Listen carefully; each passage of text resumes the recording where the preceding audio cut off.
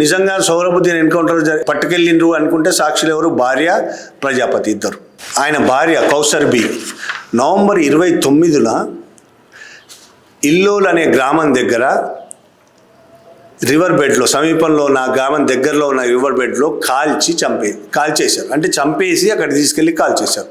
ఎవరు కాల్చారు, ఎందుకు కాల్చారు ఈ రోజుకు తేలదు కూడా. ఈ ముగ్గురిని పోలీసులే బస్సులోంచి పట్టుకెళ్ళారనేది ప్రత్యక్ష సాక్షులు చెప్పిన కథ. ప్రత్యక్షంగా సాక్ష్యంలో ఉంటుంది కాబట్టి భార్య కూడా చచ్చిపోయింది. ఆ తర్వాత తులసిరామ్ ప్రజాపతి కూడా ఎన్కౌంటర్లో చనిపోయాడు. తులసిరామ్ ప్రజాపతి మీద ఒక వేరే కేసు బనాయించి జైలుకు పంపారు. జైలు నుంచి కోర్టుకు తీసుకెళ్తున్న సందర్భంగా ఎన్కౌంటర్ అని చెప్పారు. పారిపోతున్నాడు, మేము గాలి చేసాం. ఎన్కౌంటర్లో అతను చనిపోయారు. అంటే ముగ్గురు ప్రత్యక్ష సాక్షులు లేకుండా చేశారు. ఈ కేసులో అమిత్ షా పేరు కూడా వచ్చింది.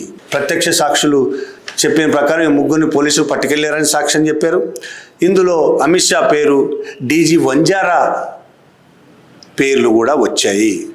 సిబిఐ దీని మీద కేసు పెట్టింది. అది మొత్తం సౌరభుద్దీన్ది నకిలీ ఎన్కౌంటర్ అని, పట్టుకొచ్చి కాల్చి చంపారనేది కేసు పెట్టారు. ఈ కేసులో 22 మందిని సిబిఐ నిందితులుగా చూపించింది. ఈ కేసు సహజంగానే కొట్టుడుపోయింది. అప్పటి హోంమంత్రి, గుజరాత్ హోంమంత్రి అమిత్ షా మీద కూడా ఈ కేసు ఉంది. సౌరభుద్దీన్ చంపిన కేసులో అమిత్ షా కూడా ఉన్నాడు. కానీ మధ్యలో ఎందుకు అతన్ని కేసు నుంచి డిశ్చార్జ్ చేశారు, దానికి కారణం ఏంటో కూడా మనం తెలుసుకోవాల్సిన అవసరం ఉంది. ఈ మొత్తం కేసులో దీని వెనక మొత్తం అమిత్ షా ఉన్నట్టు కనబడుతున్నది ఆరోపణలు. అదే విషయం ఇవాళ సుబ్రహ్మణ్య స్వామి చెప్పిండు.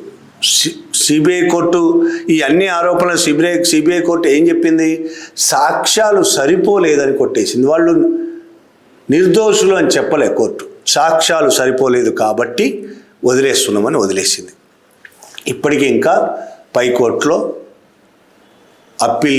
అప్పీల్ పెండింగ్లో ఉంది. ఇంకా నడవాల్సి ఉంది. నడవదు ఎలాగో, ఎందుకంటే కేంద్రంలో కూడా బీజేపీ సర్కారే. సిబిఐ ఈ కేసు పెద్ద సీరియస్గా తీసుకోదు కాబట్టి నడవదు. అంటే ఈ మొత్తం వ్యవహారం సిబిఐ ఆరోపణలతో సహా మనకేమర్థమవుతుంది? సుబ్రహ్మణ్యం స్వామి చెప్పిన దాంట్లో నిజాలు ఉన్నాయనే అనుమానాలు కలుగుతున్నాయా లేదా?